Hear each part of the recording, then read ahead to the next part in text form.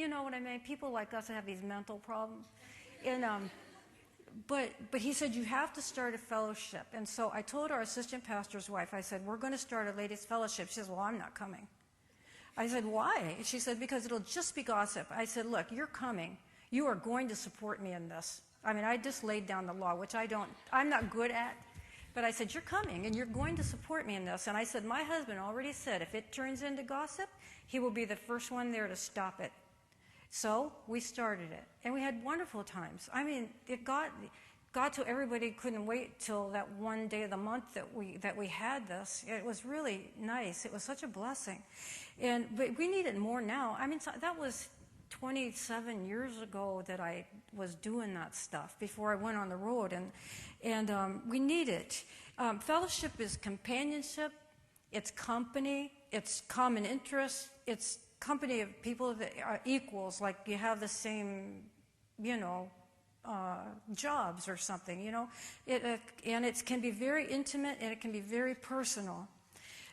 There are different kinds of degrees of fellowship. You have fellowship with your church family, and it might be surface fellowship, but it still counts, the fellowship you have with your church family. The fellowship with other ladies, like this is a little more personal. You have fellowship with the ladies in your church, and it gets a little deeper. You have fellowship with people in the ministry. And that's the one I like, people in the ministry, because we're doing the same thing, and we need to talk, and we need to encourage each other, and we need that fellowship. And then you have fellowship with people in a ministry like yours, a ministry that's just like yours, because we represent all kinds of things here. I'm in evangelism. Is there any other evangelist wives here? Yeah, of course, Debbie. Anybody else that I don't know? Okay, then you have evangelists. Like, what's really good for us is we get together and we compare horror stories about you. There is nobody here I have a horror story about. Huh? You believe that? But anyway, we do. We compare horror stories. Like, the time that the preacher put us in the basement, but there was only one light bulb, and we had to unscrew the light bulb and take it from room to room. And all three of our kids were with us, and they put one mattress on the floor, and it smelled like something died. And we had to sleep down there, and I was so angry. I'm still angry. Not for myself as much, though I don't see how he did that to me, but my children, it was horrifying for them. And why we put up with it, I don't know. At this point in our lives, we wouldn't put up with it anymore, but he did that to us. He did not believe in soap. He had a conviction against soap. There was no bath soap, no dish soap, no cleaning supplies. There was nothing. So when church was on that night, I snuck out and I got a quart of bleach. And the reason I had to do that is because the shower in the basement, and now you realize that while somebody's in the shower, the light bulb's in there. The rest of us are in darkness. And I had poured this bleach all over the shower because we thought it was a green shower. No, it was a blue shower. But after the bleach got on, it got rid of all the green. So what I'm saying, it was really, really bad. I mean, that was mold. And I still haven't gotten over it. It's been traumatic all my life. But it helps me to talk about it with somebody, And we leave, those horror stories, they leave lasting impressions on you, as you can tell. And we talk about them so we can get some kind of closure, and relief from the trauma. And, we were in another place, and these people are not here, so I can tell you this. Yeah, the first one's not here either. But when we would sit down to eat, the cats were allowed to walk on the table and eat off of our plates. And that's the one time I was very firm. I said, I am not eating with cats on the table. I'm just not doing it. So they put them out, and they were kind of like, offended. But, I can't help them. That was a pastor's wife. Yes, this was a pastor's home. And but I can't eat with cats on the table. And it was bad enough because they live like that. We were picking cat hair out of our food. And but when you talk about this stuff with another evangelist wife, it's really therapeutic. If you don't, you're going to have that nervous, but you're not getting over your breakdown. You got to talk about it. So fellowship, I believe in fellowship. It's very biblical. Now the first one, the fellowship in the gospel, In Philippians it says, I thank my God upon every remembrance of you for your fellowship in the gospel. This is something, there's just something about being saved. I mean, it's so nice to meet somebody that's saved. They don't have to believe what you believe, and a lot of times they don't, but when you meet somebody that's saved, it's like, oh, yes, you know. And I'll tell you about two real quick. One is my youngest son's grandmother on his wife's side, okay? When our daughter-in-law was going to have a baby a couple years ago, and she wasn't due till April, she went in the hospital in February, and she was very, very ill, and they were going to, you know, she had sky-high blood pressure, and they were going to lose the baby and all this stuff. Well, this lady's name is Myra, and she's older than I am. She would be the great-grandmother to our granddaughter. So I'm the grandma, she's the great-grandma. And she had made this nice, beautiful blanket, and it said Darla. And Darla wasn't born yet, but it said Darla. That was her name. She's a little rascal. And do you get that? Okay. Your older ones. Anyway, so she had this blanket that said Darla, but she is holiness. So when Cynthia was having so much trouble, we thought we were going to lose Darla, she took this blanket to church, and she had everybody touch it and pray over it. And then she took that blanket to the hospital. She says, I gave it to Cynthia. I told her, you hold on to this blanket and don't you let go of it. You know, now I might not do that, but she's holiness. They do that kind of stuff. You know, but I have wonderful fellowship with her because she's saved. Now, she's been saved many times. She's been saved many times. You know, I know one of them took. But I have really nice fellowship with her because she is so saved when she's saved. You know what I mean? And then another one, when we were in Boise for a while, I went to a hairdresser, and, you know, I just called ahead and I told him what I needed. When I got in there, the girl that they gave me to, she had tattoos everywhere. And I'm thinking, Lord, what's she going to do to me? You know? So I sat down and I said, look, I'm going to be very firm about what I want. I do not want you to do, you know, and I told her, because I was afraid. And so she said, well, where are you from? You know, and I told her where I'm from. And what are you doing here in Boise? So I tell her, she said, oh, that is so nice. She said, I'm saved. You know, I almost fell over. I thought I'm going to have to witness the whole time to this woman. No, she said, I'm saved, but I didn't get saved till I was 20, till she'd already done all this stuff to herself. And she said, my husband says he's saved, but she said, I know he's not saved. And she said, my in-laws aren't saved, and my parents think they're saved, and I know they're not saved. And she said, my generation is so selfish. We don't care about anything. I'm thinking, wow. I mean, it was really good fellowship with this girl that's covered with tattoos. It was so good. She's saved. It's just the fellowship of the gospel. That's what that is. They're the second fellowship, which is the one that's just my favorite. It's fellowship of the ministering to the saints. And in 2 Corinthians 8:4, it says, you take upon us. You have to decide to take upon yourself ministering to the saints. Basically, we're selfish by nature. And we tend to say, I cannot afford to help people. But in 2 Corinthians, it puts the lie to that argument, especially for Christians. It said, because not having money is not an excuse for not ministering. It is not an excuse. It says in there that they gave from their deep poverty and affliction. So no matter what they were going through or how little they had, they still ministered to the saints. And my husband and I years ago decided that we would do that. And we never realized how much fun it was going to be. When we first got married, you know, he broke his neck. And so right after our first anniversary, and that year we were destitute. I mean, literally. We were in a church of 5,000 people that never helped us. But at Christmas time, somebody reminded them that our situation. And the church of 5,000 people gave us $100. We never heard from them again after that or all the months before it. Well, he's coming into church with a metal brace from here to here. He could not work. It was rough. And we realized then there's something wrong with this picture. Not that I expected them to do everything for us, But we ended up on food stamps the only time in our life, and it was horrifying. And we only did it for a couple weeks. We felt so convicted. God, can't you feed us? So we dropped them, and God did feed us. And I mean, for probably 2 years, I didn't even buy underwear. I mean, we were that strapped. We had $40 a week because that's what the government gave us from compensation. You only get like so much percentage of what you made the year before. Well, the year before I was in Bible school and he made $75, so you got a portion of that workman's compensation because he was hurt on the job. So it was $40 a week, and we lived like that for a long, long time. And it was very, very hard. But we realized that not that you sit around thinking about it all the time, but something's wrong with this picture, you know. And so we decided we would minister as soon as we were able.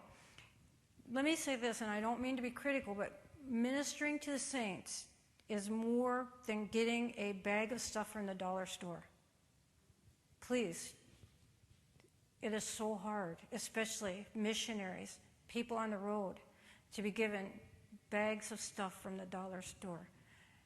I appreciate the sentiment, I think, but I have to get rid of it. I don't have room for another picture frame. I mean, I don't. I mean, I'm sorry, but it's just, you have to think. Ministering to the saints takes thinking. You know, where you might have a lady come in that has a church and speak for you, and you want to give her something, you can give her a beautiful picture frame, something for her home or something, but don't give it to me. I don't have any place to put it. I always have to get rid of it. And you say, you know, I had somebody say to me, Pastor, I want, well, just what do you want? And I think, well, you have the wrong attitude first. But since you ask, I'll tell you. You know, give me something that I use up, that I don't have to keep. I don't have to store. I don't have to find a place or somebody to give it to. You know, give me a Walmart, $20.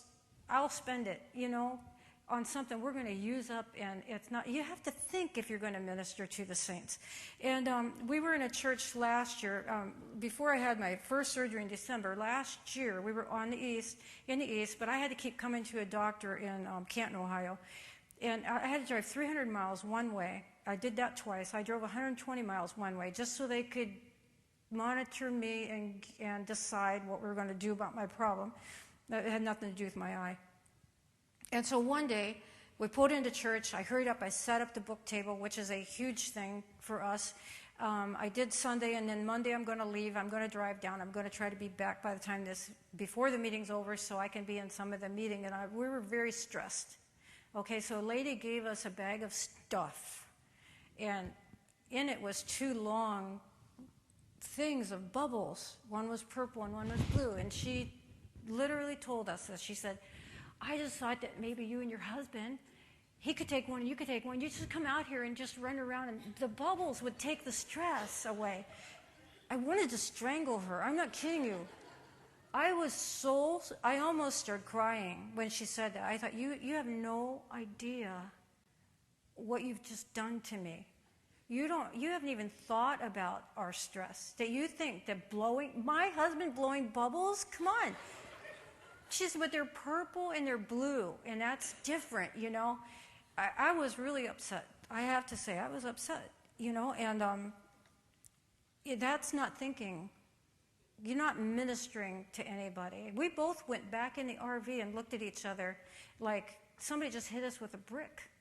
You know, it was traumatic. It was terrible. We've had people give us, like our boys, toy bowling alleys.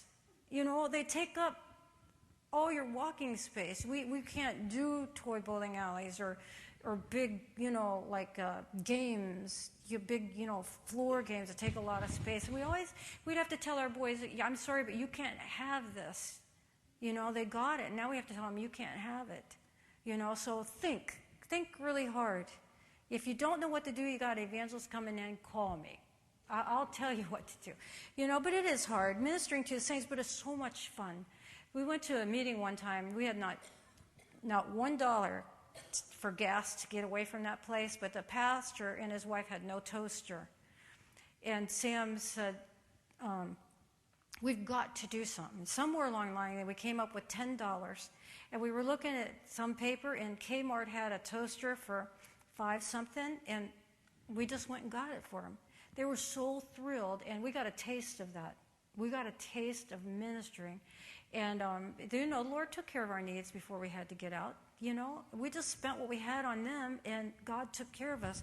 That was some of our early things. And it went from toasters to one year, there was a preacher that was, I'm not patting myself on the back, please. I'm just telling you, this has been a riot. I love ministering to the saints. A pastor that was in dire straits. I mean, on the verge of heart attack. His wife was. And we had planned to go with a group to the Holy Land. And we've never been there. And that trip was going to cost about $5,000. So we were saving. And when this came up, we just said to each other, we're not going. Every month we're going to take that money, we're sending it to that family. So for a whole year we sent them $500 a month. And so we graduated from a toaster to that. And we can't do that all the time. I mean, we can't do that for everybody. So, but we did it then. We graduated. And that's ministering to the saints. And there is nothing like it. I'm telling you, there's nothing like it. It feels so good. And it is a kind of fellowship. It's not just our mental idea of fellowship. That's a deeper fellowship than when you just meet somebody and they happen to be saved. Third kind of fellowship is fellowship of the mystery that it talks about in Ephesians 3. And Paul said that I might make all men see what is the fellowship of the mystery.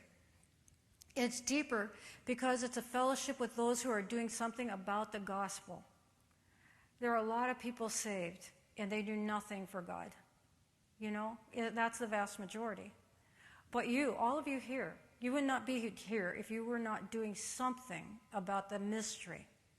And we fellowship deeper because we're all doing something about the fellowship of the mystery. We're trying to get people saved. And you can have that kind of fellowship with people in your church. You have it with the people who will come soul winning.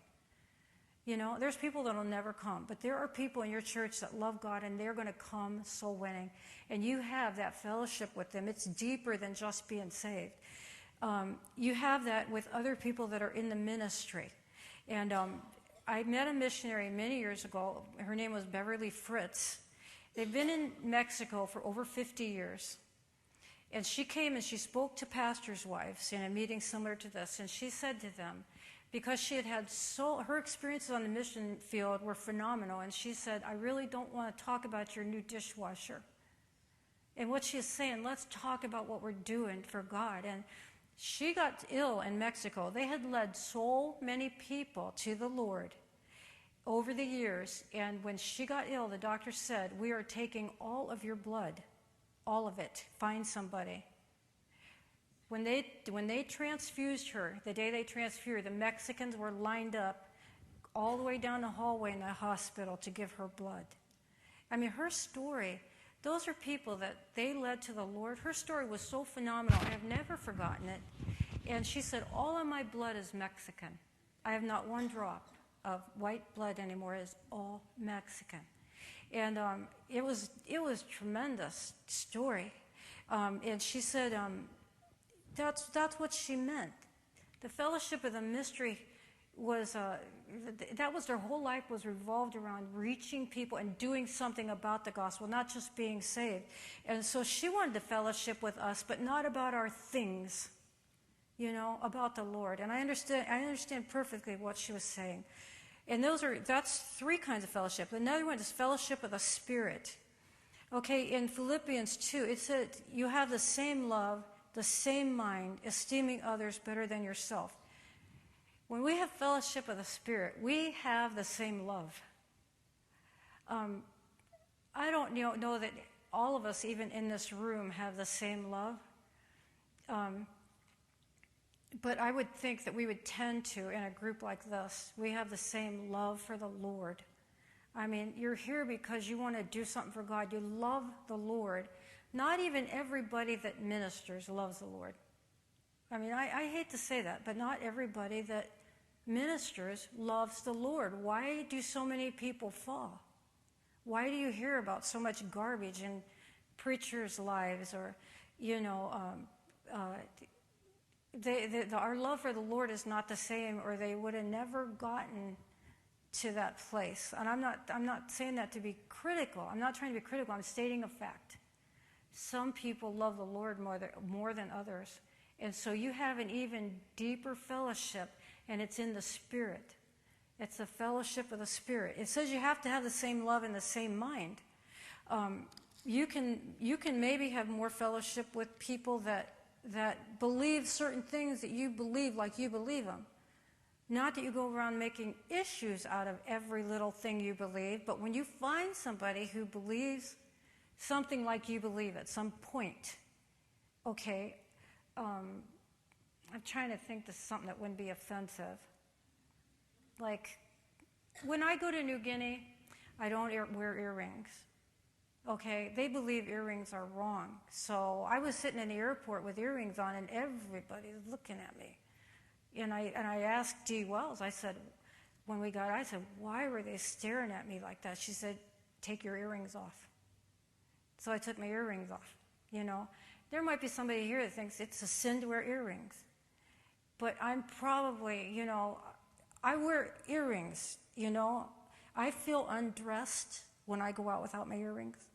And that's a real problem for me, you know. So I wear earrings, you know. But if you don't believe in them, maybe you won't fellowship with me. I mean, that's a stupid example. You know what I'm saying? Because we should be able to fellowship with all kinds of things without honing in on something stupid, you know. But, you know, you may not feel like you can fellowship with everybody on the same degree because you believe something different than they believe. You know, don't let it overwhelm you, okay?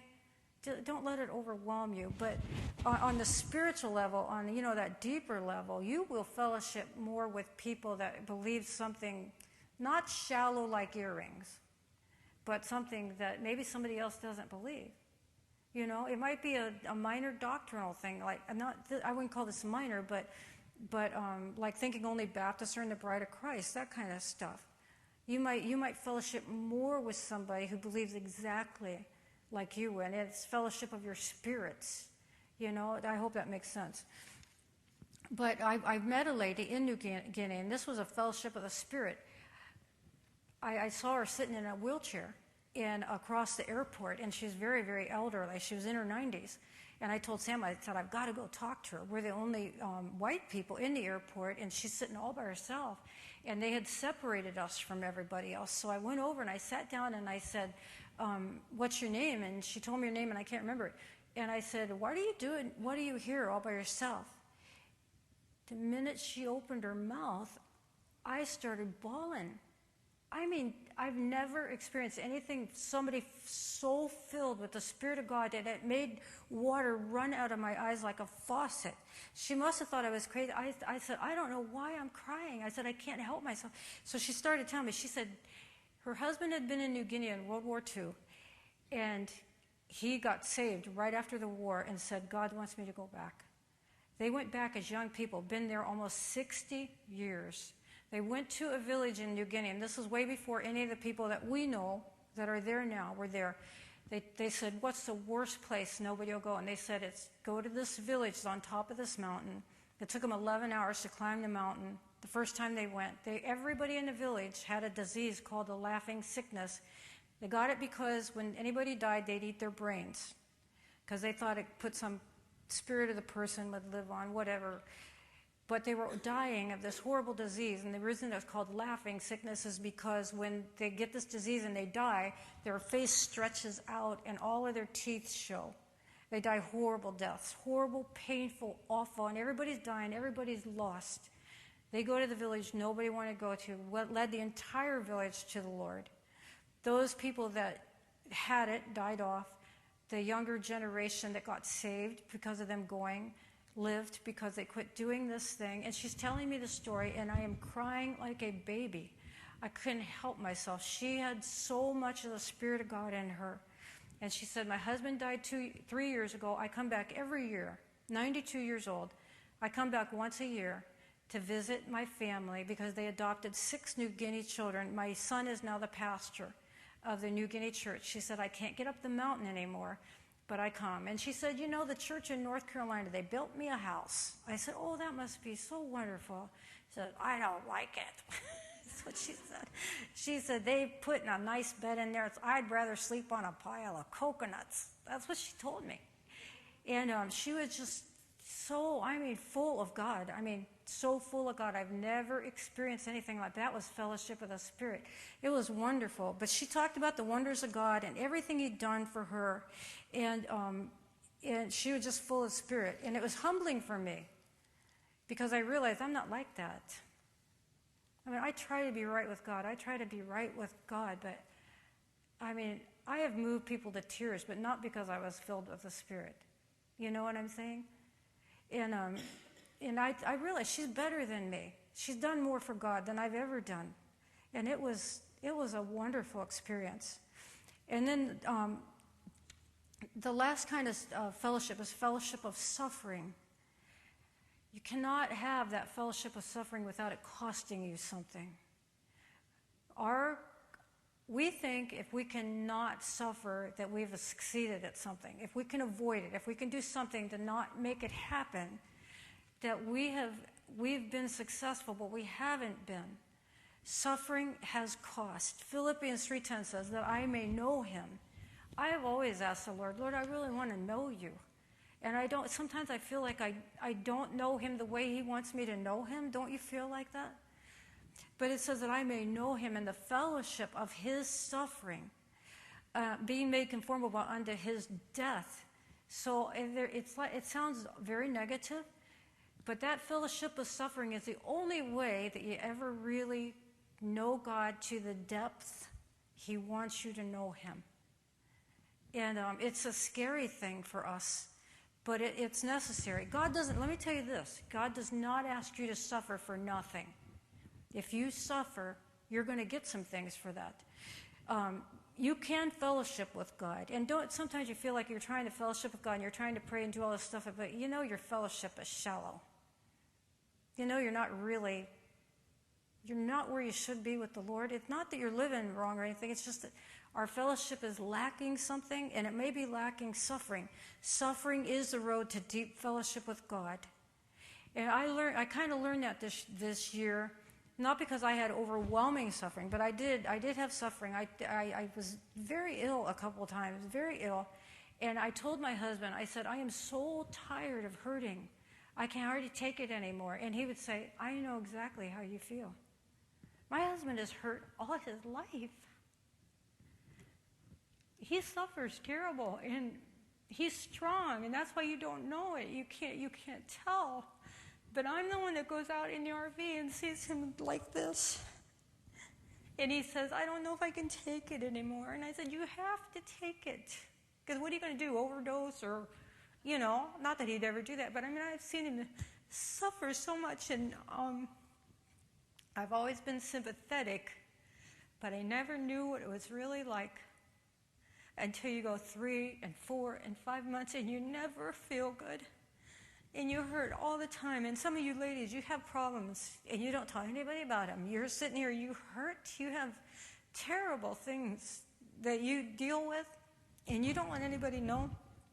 But when I said to my husband, I'm so tired of hurting, and he said, I know exactly what you're saying.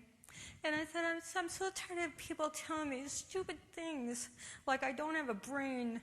He said, I know exactly what you're saying. And for the first time, I've always respected him. He's a great guy. I have all new respect for my husband. All new. It's all new. And I feel so bad for him because I'm getting better and he's never going to get better. You know what I'm saying? He's always going to hurt. I know we pray for Brother Legault. Every day my husband prays, and I do, for he's in so much pain. And you're going to watch him walking around here this week just like the kindest, sweetest man you ever met, and not know he's in so much pain all the time. And there are lots of people like that. And so when you suffer, then your prayer list for suffering gets real long. Well, real long. We pray for Brother Benson all the time because of all his pain in his neck, and I got a whole list of people. But that suffering that God let me do this year, it did something with my fellowship with God. And even though I would rather not hurt, I say to the Lord, Lord, I hurt. And he'd say, I know what that's like. Because he does. He suffered more than any man. That's what the Bible said. More than any man. His visage was so marred. He was so scarred, so beaten, that you couldn't even recognize him.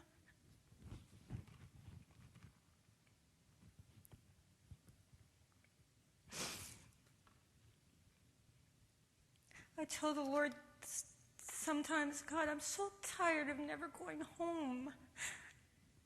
I don't know what home is. You know what I mean? From being on the road for so long. And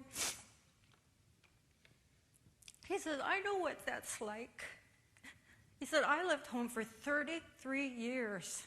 33 years he left home. And he walked this earth. And we don't think of him like that. We're supposed to consider him. That's what the Hebrews says. Consider him. And when you go through things, one thing I have learned this year, if I have ever learned anything, is to quit saying why. Because I have over my life said, God, why this and why that? If you just tell me why, maybe I could bear it better, or maybe I'd feel better about it. But I learned to quit saying why, because anything you go through, you missionaries that leave your kids, like Mrs. Dickens, her daughter's going to be staying here, not going back to England with them now. You know how much heartache that's going to be. It's going to be devastating. But you don't say why, because it's so that you can know him, so that you can suffer with him and know him and have a deep relationship with him. He only ever did good. The Bible says he went about doing good. He healed so many people. He did so many miracles that if the books were written, the world could not contain them. Do you ever think about that? And then think about the cross. Where were all those people? Nobody stood up for him. The women were there that ministered. They couldn't do anything about it. Where were all the men he healed? Where were all the lepers and the blind people? Everybody forsook him. Now, does that sound a little bit like the ministry? You keep people out of jail, you keep families together, you get kids off drugs, you help them, and then they forsake you. And you say, why, God? Why, God? It's so that you can know him. He knows what it's like. All you have to do is realize when you're going through anything, Lord, you've already been there. You've already done it to depths that I can never understand or comprehend. And then you fellowship with him. I've laid on my bed many times this year and talked to God like I've never talked to him before. And it's been really good fellowship. We're supposed to commune with him on our bed at the night. There is a verse like that. You know what I'm saying? Fellowship of suffering has taken all new meaning onto me. And even when I say that, I know that there could be suffering coming that is so deep and so grievous, I think I can't bear it, but I will be able to bear it if God chooses to bring it in my life. And it's really helped me. Most Christians will never know what that's like because they are not willing to do anything that costs them. And that's the vast majority, isn't it? It's the vast majority. If it costs, we're not doing it. If I have to get up on Sunday, I'm not going. If I have to lose my family time on Sunday night, I'm not going to church. Simple things that we should all be doing, they're not going to do it because it costs, so they're never going to know the fellowship of his sufferings. They're never going to know him like they should because they don't want to suffer. But he doesn't do it. He doesn't require you to suffer for nothing. What I mean by that is 2 Timothy 2:12 says, if we suffer, we shall also reign. I am so excited about the Lord coming back. I am so excited. He's going to come back. We're going to be at the marriage supper, but we're coming back down here, 1,000 years to reign just because we suffered this little suffering. And I'm thinking, oh God, I just want to reign. I want something. It doesn't have to be huge. I just want something to do in the millennium. I asked the Lord for that. Just give me something that I can, that's mine to do in the millennium. And does that make sense? Yeah. In 1 Peter 4, it says, rejoice that you are partakers of his sufferings, that when his glory shall be revealed, you may be glad with exceeding joy. There's a song we sing, draw me nearer to the cross where thou hast died, to thy precious bleeding side. See, it's all that suffering, and we don't think about it when we sing it. But it says in one of the verses, there are heights of joy that I may not reach till I rest in peace with thee. And I think sometimes in our Christian life, we want it to be so joyful and so what we would call good, and we don't understand that our time to suffer is now. This is it, because there are heights of joy that I may not reach till I rest in peace with thee. I'm looking forward to that the exceeding joy that's coming, and it's not very far away. So, basically, fellowship is so biblical. Don't cop out with any of your excuses for not having it. I think your ladies need fellowship. I really do. I think they need it more than ever. You know your ladies are suffering. They're not even telling you what's going on in their homes, in their lives. Your church ladies that you minister to. There's a ministry of fellowship, and you owe it to your ladies to do something to minister to them. Now, I got something here. You would say, well, I don't believe in fellowship. Well, then have a sistership. You believe in sistership, don't you? Please. Anyway, these are just some ideas for ladies' sisterships. And I had grand plans. I was calling ladies, like, just send me their best fellowship you ever had. And then I had all this trouble, and I wasn't able to finish. So you're getting a real reduced version of what I hoped to give to you. And, there are big meetings like this, okay? But most of us cannot do that. We don't have the money. We don't have the manpower. And a lot of times when you have a fellowship for your ladies, it falls strictly on you to come up with something to do it. And you might have a couple ladies that help you, but I did not incorporate the ladies for the ideas that I got for big meetings. And the reason why is because I want this to be what you might need. Not a big meeting where different churches get together and they have a lot of manpower and more money to work with. What I did is I called a few ladies before I got sick, and I asked them to send me. So, like the very first one is a lady named Bonnie Benson, and some of you may know her, but if you don't, it's the first speaker. Okay, everybody knows Bonnie. And I also put her phone number here. She said I could. So if you read this and you say, I'd like to talk to her a little bit more about how they did that, you can call her, right? Yeah. And then there's some other ladies in here that you know, and a few ladies that aren't here that you may not know. Eileen Codner, she's here. Judy Legault. Mrs. Niehaus usually comes. She's not here this time. But there's some different people in here. And what they did, I said, tell me the best fellowship you ever had just with your ladies. So they wrote it down, and then we put it together. So that and it's not so you could do it exactly like they did it. No two people do things exactly alike. These are seed thoughts. You say, well, I would start a fellowship, but I don't know how to do it. Maybe you can read what somebody else did and say, well, I could do this part of this, or I could do, you get your own ideas. You read something, you get your own ideas. Well, I'm not going to do it like she did, and I'm going to, I got a whole new idea just from reading what somebody else did. You understand what I'm saying? These are maybe to help you. There's only 11 of them because that's all I was able to do. But on Judy Legault's, where are you? Right here. She had a ladies' fellowship, but also had a Bible study. It's in the back. And the reason I put the Bible study in is because it's phenomenal Bible study. What she did and how they had the ladies involved and did it kind of like a skit. Was it kind of... I went ahead and printed that out, and if it's not really, you don't understand her thinking, that's a good possibility, right, Judy? You can call her and say, what did you mean when you said that, But it was really good. It might be something you can do, and it'd be very nice to have your teenage girls come to, because it's on abortion, or, babies and stuff, right? Yeah, I mean, it might be something you'd even invite teens if you don't invite teens. But anyway, and then there's one page in here that is just, a lady sent me like themes, okay, precious moments, laundry room theme for a ladies' meeting. She has one in here called carousels, and I've pondered that. To me, carousel is that you're going round and around and around in a circle, and you just can't seem to get off. So I can't go anywhere with that, but you might be able to go someplace with that. But it's just little ideas, little tidbits. So there's one up here. You can all take one. And if there's not quite enough, I don't know how many ladies are in here.